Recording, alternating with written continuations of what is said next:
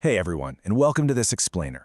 Today, we're going to look right past the slick marketing and those beautifully designed bottle labels to uncover the actual, true financial mechanics of the alcoholic beverage industry. We're going to explore how tracking some very specific, standardized sustainability data points acts almost like a financial X-ray, revealing the underlying health and some pretty massive hidden risks of companies in the space. So if you're an investor, or honestly just someone fascinated by how global businesses actually operate behind the scenes, you are absolutely in the right place. Now, let me ask you a question. What do underage drinking advertisements and regional droughts have to do with the cash flows in your investment portfolio? Well, on the surface, you might think, not much. They sound like purely social or environmental concerns, right? The kind of things you'd hear debated in public policy circles rather than on an earnings call. But what if I told you that these seemingly non-financial concepts are actually direct, immediate threats to a beverage company's capital? Let's untangle this. Okay, let's dive right into this. To get an accurate reading on these risks, we're looking at the SASB standards, which are now under the stewardship of the International Sustainability Standards Board, or ISSB. Now, this is absolutely crucial to understand. This framework is not about feel-good metrics or political posturing. No, it is a highly objective, industry-specific financial radar. It literally requires entities to disclose sustainability-related risks and opportunities that directly impact their cash flows. This is entirely about protecting and informing investment strategy. Here is our roadmap for today. We'll follow a farm-to-glass journey covering 1. The sustainability finance connection, 2. Sourcing, ingredients and supply, 3. Operations, water and energy, 4. Outputs, packaging and marketing, and 5. The investor's bottom line. All right, let's kick things off with Section 1, the Sustainability Finance Connection. What's really interesting about the SASB framework is its incredible precision. It identifies 6 core disclosure topics specifically for the alcoholic beverage sector: energy management, water management, responsible drinking and marketing, packaging lifecycle management, environmental and social impacts of the supply chain, and ingredient sourcing. And these aren't just random categories. They are leading indicators. How a company manages the whole shebang, from its grid electricity usage all the way to its supplier audits, directly dictates its access to finance and its overall cost of capital across the short, medium, and long term. Moving right along to Section 2, Sourcing, Ingredients and Supply.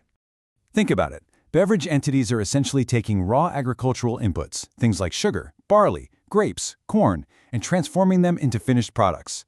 But sourcing globally brings 2 very distinct categories of risk. On one side, you have physical environmental risks. This is the fallout from droughts and climate change hitting crop yields, which triggers some intense ingredient price volatility. On the flip side, you've got human-centric social risks. We're talking about complex global supply chains where labor practices, forced labor controversies, or breaches of a supplier code of conduct can suddenly flare up. Both sides of this coin present massive vulnerabilities. And those vulnerabilities aggressively bridge right to the bottom line. Let's say a supplier fails a social responsibility audit, or a key agricultural region gets hit hard by water scarcity. That causes an immediate interruption of critical supply. And what happens next? A significant sudden loss of revenue. The company is basically forced to scramble for alternative sourcing at much higher costs. Throw in potential regulatory fines for non-compliance and the inevitable reputational damage that eats into market share, and you can clearly see how poor supply chain screening instantly drains short-term cash flows. Which brings us to Section 3, Operations, Water and Energy. And now we're stepping inside the brewery, winery, or distillery. And I want you to just picture this number, greater than 80%. According to the World Resources Institute, in the SASB framework, this defines a region with extremely high baseline water stress. Just imagine a large-scale brewery, an operation that absolutely requires vast volumes of clean water just to function, trying to operate in a region hitting that 80% stress threshold. The competition for water with local communities and municipalities in these areas is incredibly fierce. So the crucial point here is how this kind of resource management translates directly into operational viability. Operating in a water-stressed region without strict efficiency measures, that leads directly to supply disruptions and, honestly, a lost social license to operate within those local communities. Furthermore, a heavy reliance on conventional electricity and fossil fuels exposes these companies to massive price volatility, plus new costs tied to greenhouse gas regulations. On the other hand, entities that proactively invest in energy efficiency, renewables, and closed-loop water systems, they significantly drop their operating expenses and boost their intangible asset value. It's pure operational economics. All right, next up is Section 4, outputs, packaging, and marketing. So once the beverage is bottled and shipped, we track two parallel output risks. First, you've got the physical packaging life cycle. Companies face really volatile costs for the virgin extraction of glass, metals, and plastics, not to mention tightening legislation around what happens to those containers at the end of their life. Second, we have responsible marketing. Irresponsible consumption, like underage drinking or drunk driving, creates devastating social externalities. Because of this, regulators heavily scrutinize advertising impressions, especially those reaching audiences below the legal drinking age, as well as strict compliance with product labeling. And the financial hits at this consumer level, they are completely unforgiving. If a beverage company fails to manage those social externalities, governments are going to force them to internalize the cost through heavy taxes. Or they'll face immense monetary losses from legal proceedings and enforcement actions for deceptive marketing. On the packaging side, using heavy, inefficient, non-recyclable materials dramatically jacks up transportation costs and leaves the company wide open to supply chain price shocks. Failing here means taking on extraordinary expenses that just drastically raise the cost of capital. Finally, let's wrap this all up in Section 5, the investor's bottom line. So how does this all fit together for you, the strategic investor?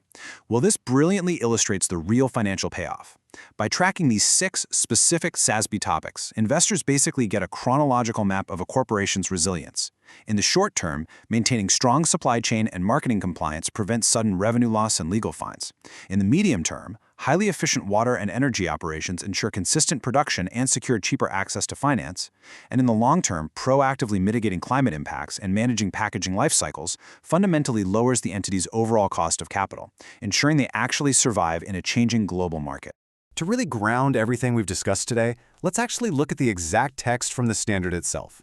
SASB standards are intended to aid entities in disclosing information about sustainability-related risks and opportunities that could reasonably be expected to affect the entity's cash flows, its access to finance, or cost of capital over the short, medium, or long term. And that right there is the ultimate takeaway. This entire framework exists purely to protect investment strategy by quantifying the hidden risks that traditional financial statements might completely miss until it's just way too late. So, as we wrap up this explainer, I want to leave you with a final thought to ponder. Think about the companies allocating capital in the alcoholic beverage sector right now. Are the entities in your portfolio actively tracking these 6 hidden icebergs? Are they securing their supply chains, optimizing their water use, and marketing responsibly? Or are they just looking at last quarter's sales figures, steering blindly toward the very risks that are going to sink their future cash flows? It just might be time to look a little closer at the data. Thanks so much for joining me on this deep dive, and keep asking the right questions.